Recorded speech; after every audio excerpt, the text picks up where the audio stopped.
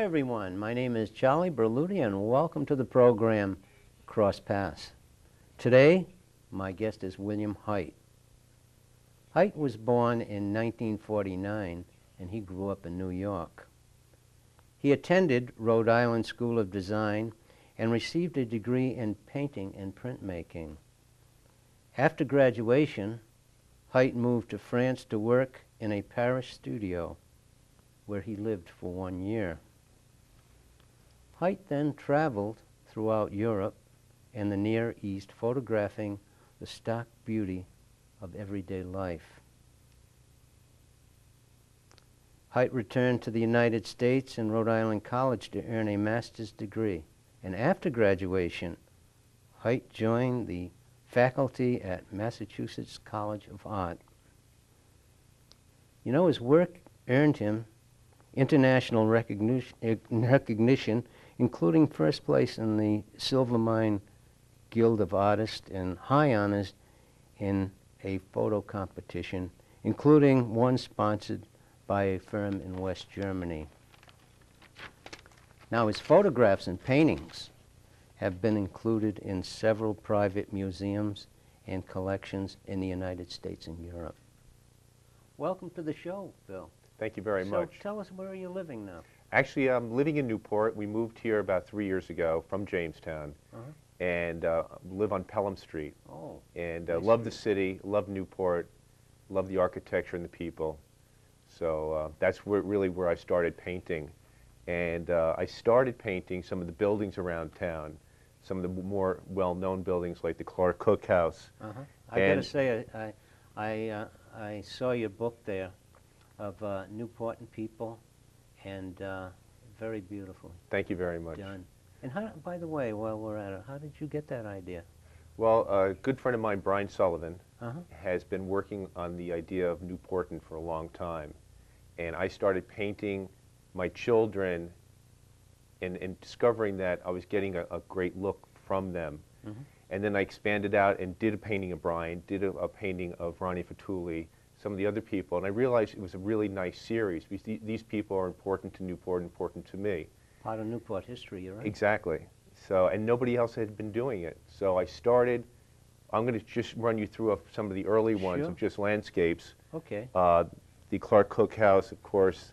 This is a boulangerie on Spring Street. And then now, I heard about this place. Is that a restaurant like? It's a small restaurant. They make fresh bread.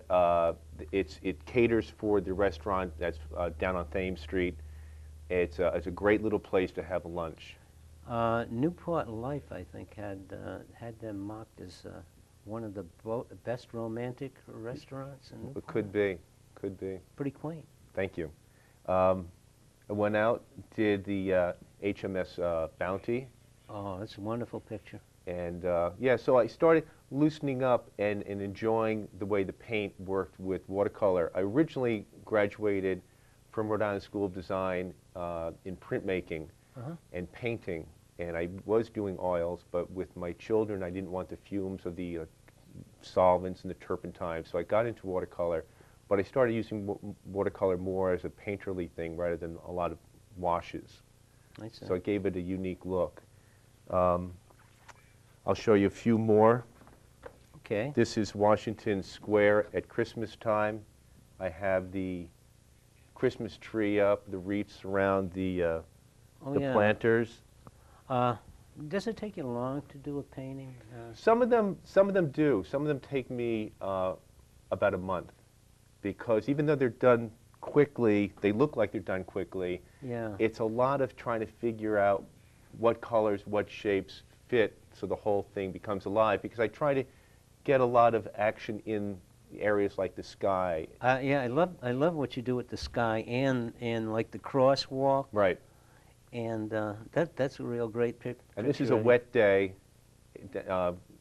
on Broadway, and so I try to pick up the reflections of all the traffic and the buildings and everything like that. We went to Aiden's, my relatives came over from Ireland. Oh, wow. And we took them for lunch in there. I don't know if you've ever been to lunch in there. I have. It's great. Pretty dark in there sometimes. So, anyhow, we went there at night, and we ordered meals, and they were taken back by the amount of food that they served, because for dinner, they don't get that much over there. The portions over in this country is so huge, yep. and they were amazed by it. And one of those beers could fill you up. I guess, huh? The beers are full, especially the Guinness. Oh, I see. This is the King House. I painted this because I found it very, very ironic that a senior citizen would be next to a playground. It's really two or three generations apart right there, sitting side by side. And it's a winter's day, and I tried to capture that. That's very pretty. You know, that once was a public library. Yes, I do know that, yeah. Yeah. When you're friends with Brian Sullivan, you tend to learn everything about Newport and then and more.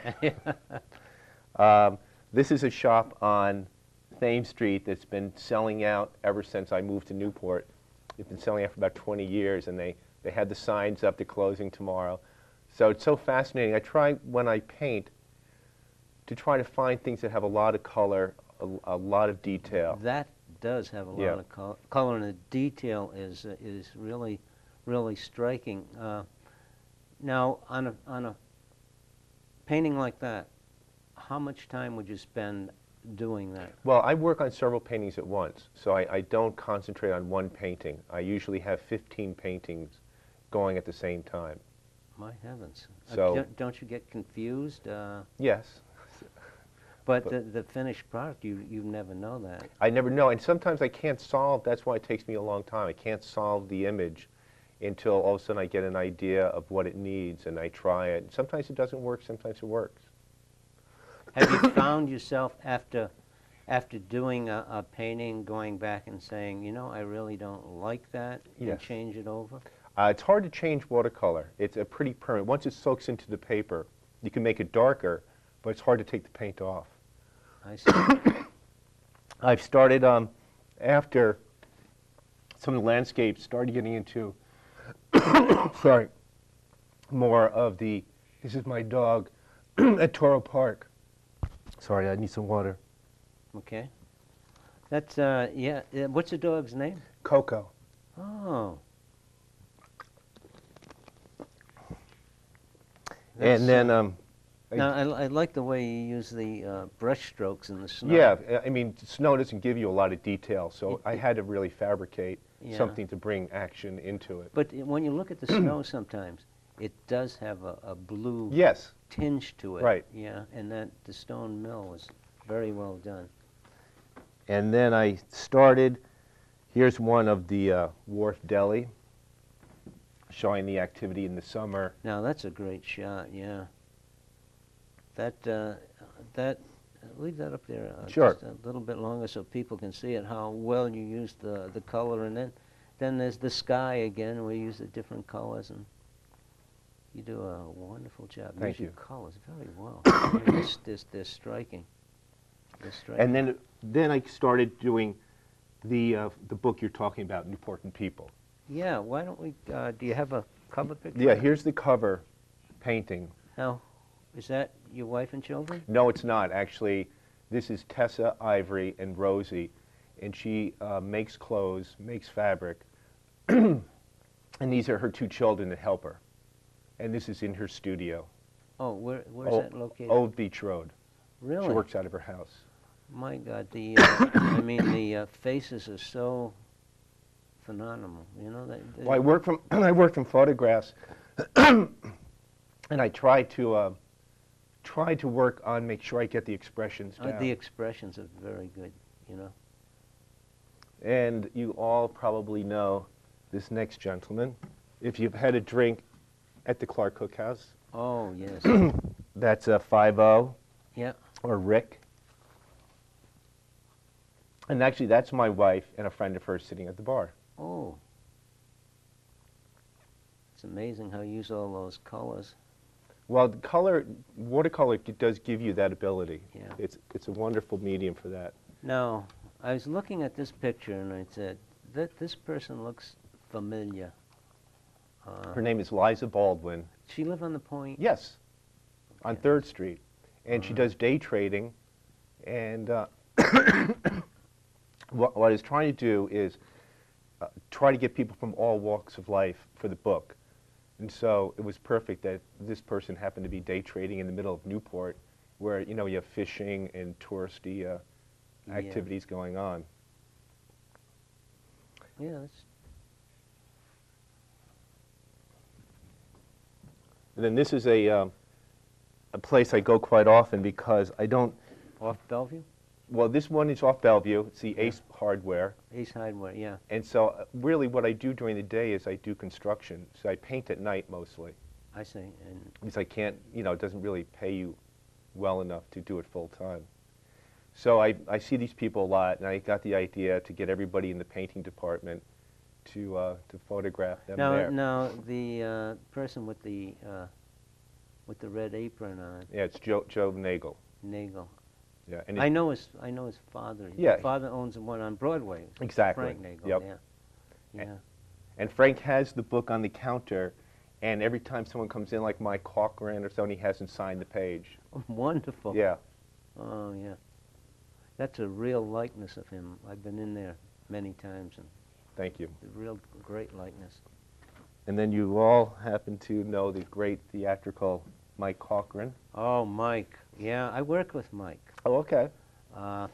Mike, at one time, was a writer for the Newport Daily News.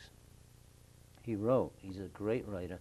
Not only that, in his early days, Mike was a great baseball player. Really? Yeah, he had high averages, batting averages, and from the people I talked to, he was a great baseball player.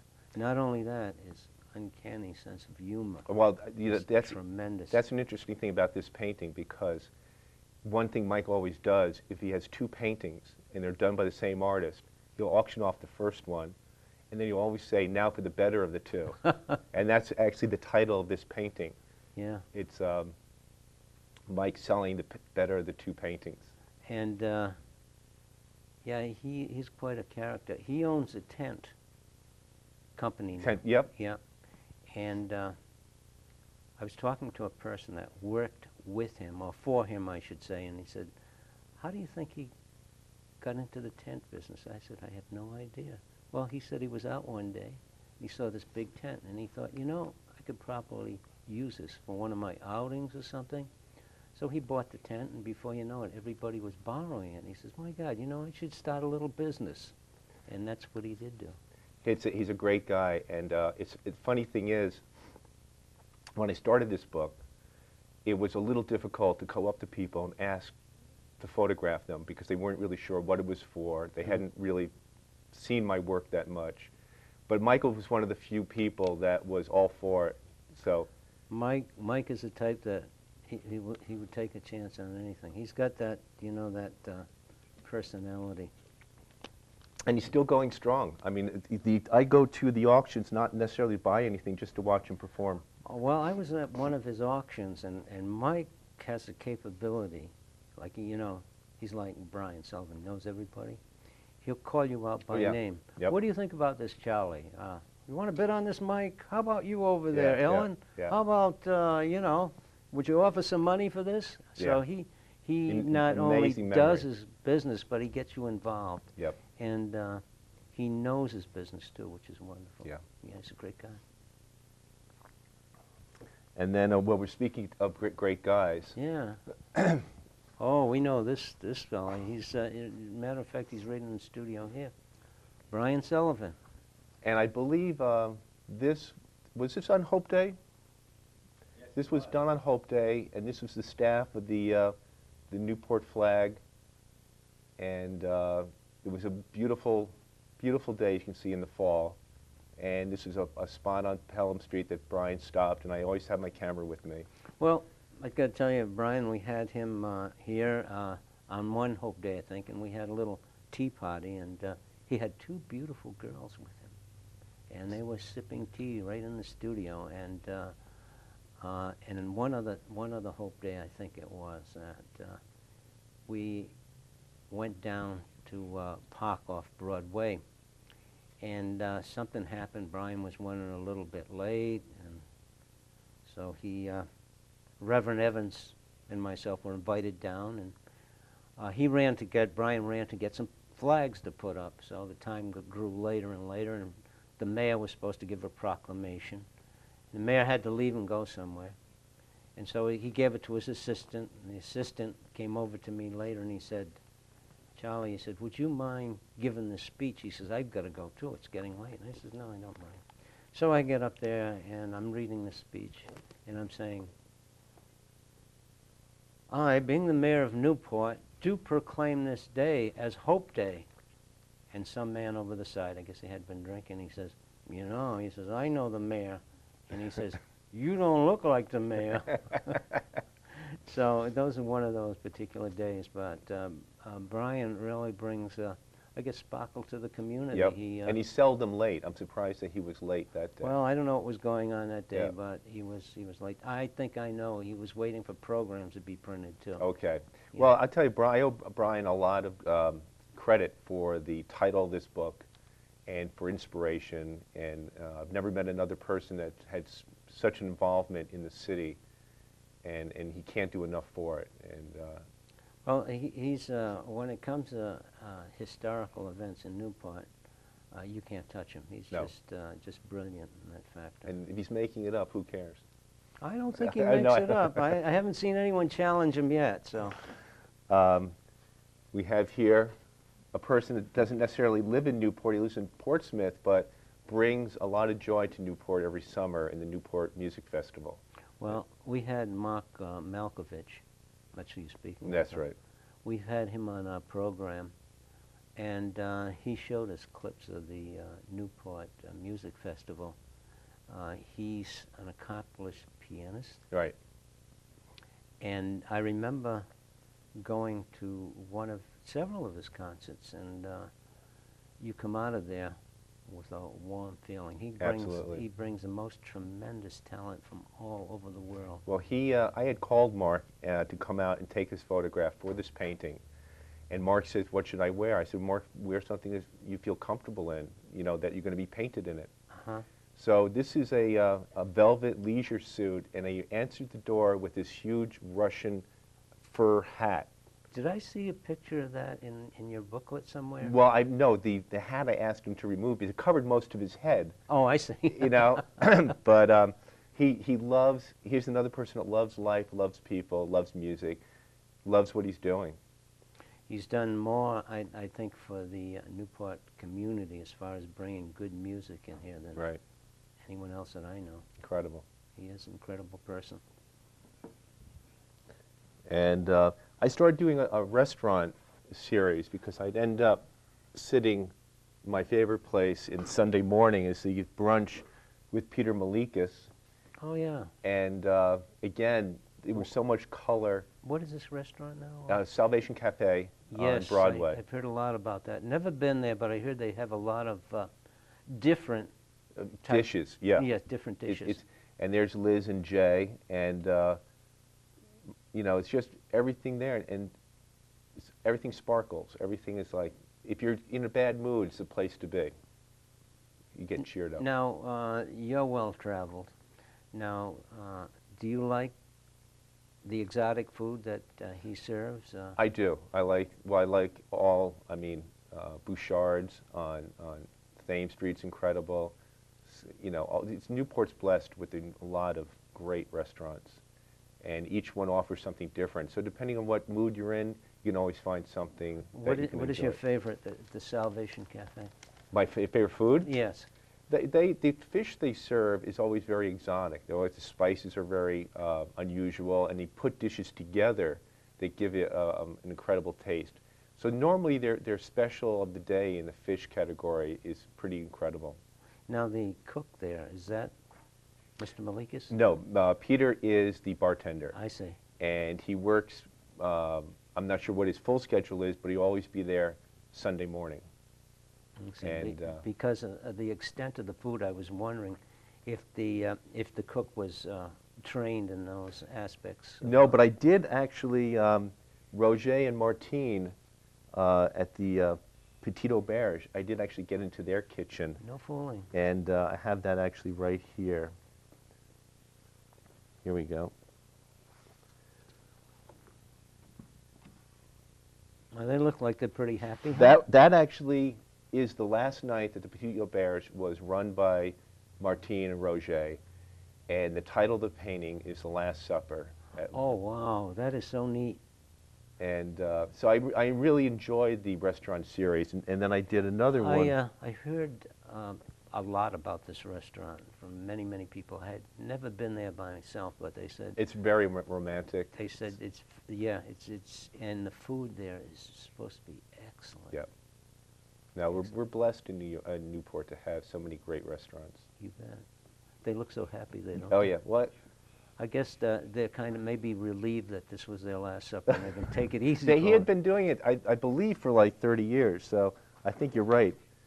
One of my favorites, the Bouchard restaurant, Restaurant Bouchard on Thames Street. Oh yeah. This is the kitchen. Again, got into the kitchen, and there's Sarah and Albert Bouchard, who work the restaurant. Wow, that is neat. Then look at the expressions on the face. Yep. And they're all busy. They're all busy. Yeah. And then after the Well, Bill, I got to tell you, time is flying by. We got about 5 minutes left. 5 minutes? Yeah. Okay. I'll just end up with a few of the artists around the community, because the arts are very important. And this is an artist by the name of Tom Deininger. Oh, I've heard of that He name. works in out of Fall River, but he's done incredible shows, and he's well known and well liked at the all around Newport. This is a glass blower, Natasha Harrison. Where does she blow glass at? Well, this is at the Anchor Bench, but she has her own shop. I believe it's in Newport. I'm not really sure where it is. There's a place down on one of the wharfs, but there's also a Thames Street glass company. Yes, I think they are the owner of this particular shop. I see. I can't end the show without a painting of Gimpy, who was Oh, Gimpy. thrilled to have his painting done in front of one of his favorite restaurants, which is Dunkin' Donuts. In case you know, Well, restaurant for everyone. I got to tell you, I see Gimpy. You see this contraption here? Yeah. He came past Dunkin' Donuts the other day, you know, and he was doing wheelies in that thing. I couldn't believe it. And I was talking to him the other day. He says, "Well, guess what?" I said, "What?" He says, "I got another award." He goes into his vest and he pulls out this trophy for a best motorcycle in the show. Oh, fantastic. And speaking about him, he told me he's got a plan. He's going to redo that whole motorcycle, and he's going to travel all the way. I heard he told me too. Yep. Yeah, he's going to go out to California, and he's going to make the round circle, come all the way around, come all the way back, come back to Newport. And he works on his bike himself. You know, he gets underneath, he's changing motors, and he's an amazing man. He is. Yep. He really is. I'll just throw up a few more, but you can stop me when we run out of time. This is Brian Pelletier, who is responsible for all the beautiful gas lamps on Pelham Street and elsewhere in Newport on Thames Street. And another person who works out of the love of doing what he's doing. Yes, I talked to that gentleman when he was changing the lamps for the Amistad. Very knowledgeable, very nice man. Very nice. Okay. Well, we got time for about one more. Okay, well, then how about two more? We'll try two more. Okay. I want to put Ronnie Fatuli up, because very rarely would be a more Newportan person than Ronnie. You bet, Ronnie. He's been there Fatuli's- forever. Yeah, he's a nice guy. Nice guy, and He's in with David Gilroy, isn't he? Yes, he is. Yes. And the Lobster Company he has run for so many years, and it's been again a difficult business, as you well know. Yeah. That's a great likeness of him too. Thank you. Yeah. And then if you want, we can end the show with a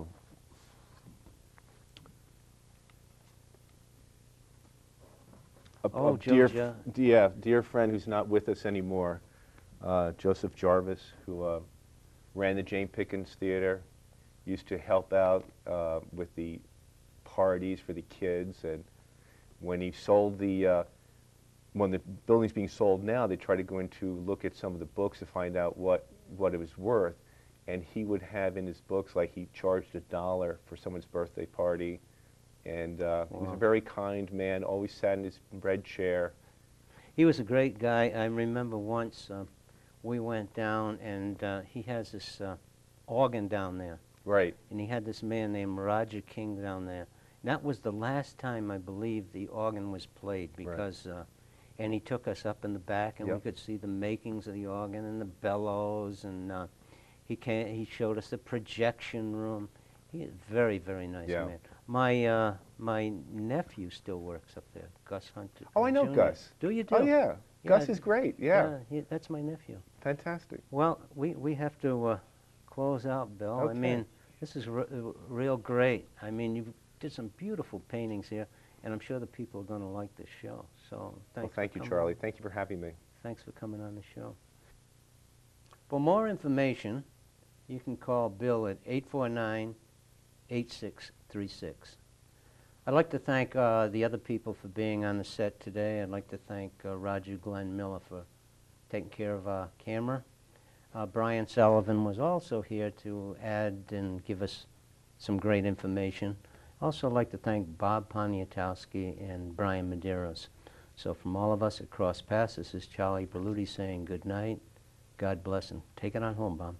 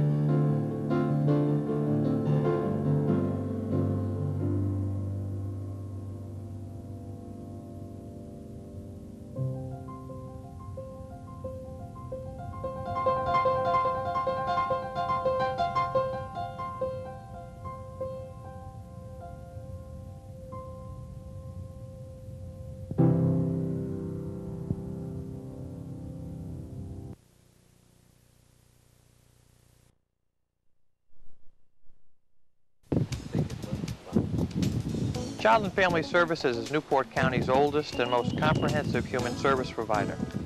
I'm Bill Douglas, the agency's Director of Corporate Communications and Public Relations. And maybe it's at your child's school, at your home, or one of our conveniently located offices, but Child and Family Services has been serving the needs of our community since 1866. For more information about our programs, call 849-2300 or visit the website at www.cfsnewport.org. Child and Family Services, enriching lives since 1866.